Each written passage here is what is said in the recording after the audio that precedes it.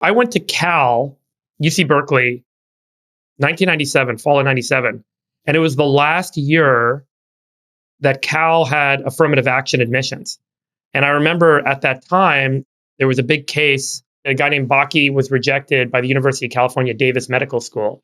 And he alleged reverse discrimination in 1974 and sued the University of California. And eventually it became a landmark US Supreme Court case, Regents of the University of California versus Bakke. And in 1995, the UC Regents voted to eliminate affirmative action. So the year that I was at Cal, I think was the last year of affirmative action admissions. And it's obviously been a pretty hot topic here in California for the past, 25, 30 years. This morning, the Supreme Court ruled on two separate cases regarding using race as an admissions criteria in college admissions. And the votes were 6-3 against affirmative action in the University of North Carolina case and 6-2 against affirmative action in the Harvard case. Ketanji Brown Jackson recused herself because she previously served on Harvard's board of overseers. All the conservative, as they're, kind of characterized judges, voted to strike down affirmative action, and all the, as they're characterized, liberal judges voted to keep it. Both of these cases were filed in 2014 by a group called Students for Fair Admissions. And effectively, the court said that at Harvard, at UNC, the schools were systematically discriminating against Asian Americans in violation of civil rights laws by using their race as a system for profiling, excluding, and trying to be more inclusive of a more diverse and racially diverse set of applicants. So, Chamath, I'd love your read, I guess, on the surprise, or this was an expected case. I think Sachs and I mentioned this before, but I think we both expected this to happen.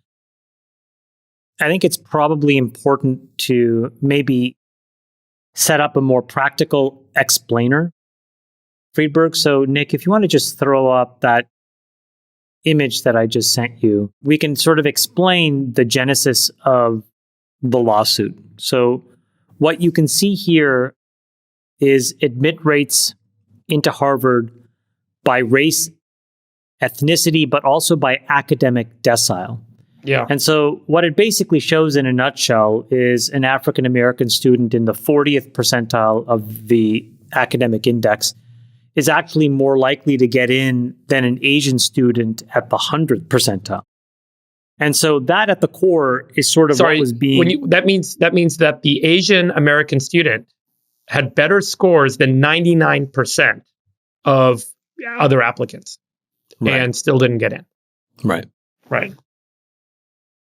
So you have to go back, I think, to 2003, when essentially what the Supreme Court said is like, look, we're going to allow this affirmative action stuff to last roughly for another 25 years. But by that point, we expect that the work that needed to be done will have been done. Again, this is them saying this, not me. And so I think what today does is actually quite important, not just for what it means for universities, but also what it means for private enterprises. So just to take a second on this, I think what happens today is the pretty obvious stuff, which is that you have to change university applications, you have to change all of the admissions profiling, all of the stuff that you would normally do. You probably, I'm not even sure if you can even have a box where you can declare race. Maybe you can or cannot. I don't even know. But all of that changes today. So then the question is, well, what's the first order derivative? What changes next? And I called someone who's a pretty well-known constitutional Supreme Court lawyer on this. And the next step is probably going to be around athletics-based and legacy-based admissions. So athletics-based admissions are pretty obvious, which is you don't really have great grades, but you're really stupendous at a sport that's important to that school. So then they let you in because they want to compete in said sport for whatever reason. The legacy one is even more prickly, which is, nah, you're kind of a dummy, but your parents are rich and or went to the school before. And so then they let you in as well. And his thought on this is that those things will go away.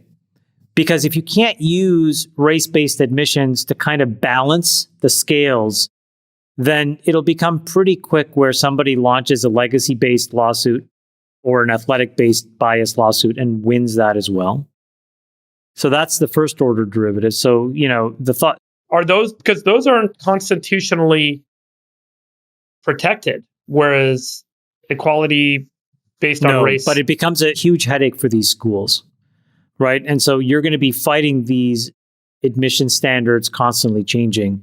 And so if you're not going to let, a bunch of poor minority Black and brown kids in, but you're letting in the sons and daughters of rich, important people, I think that that's going to paint that school in a very bad light. So I think that's it's important, Chamath, typically white.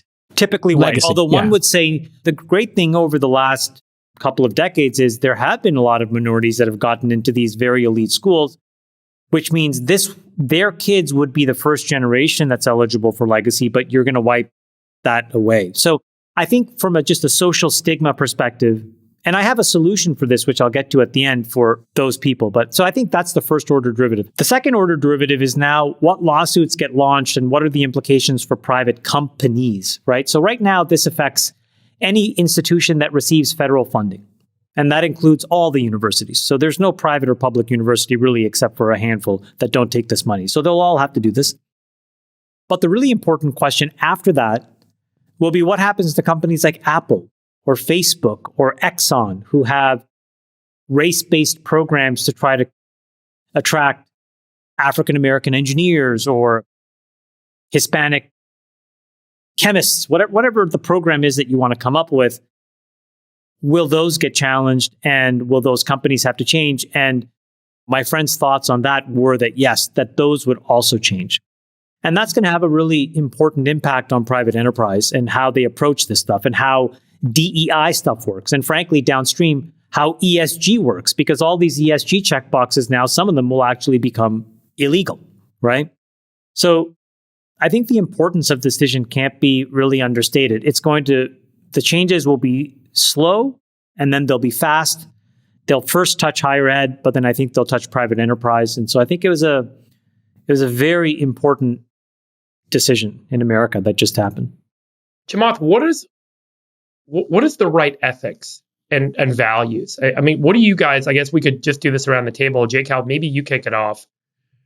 Should we, I mean, from your point of view, do you think that values should include racial diversity in admissions in universities?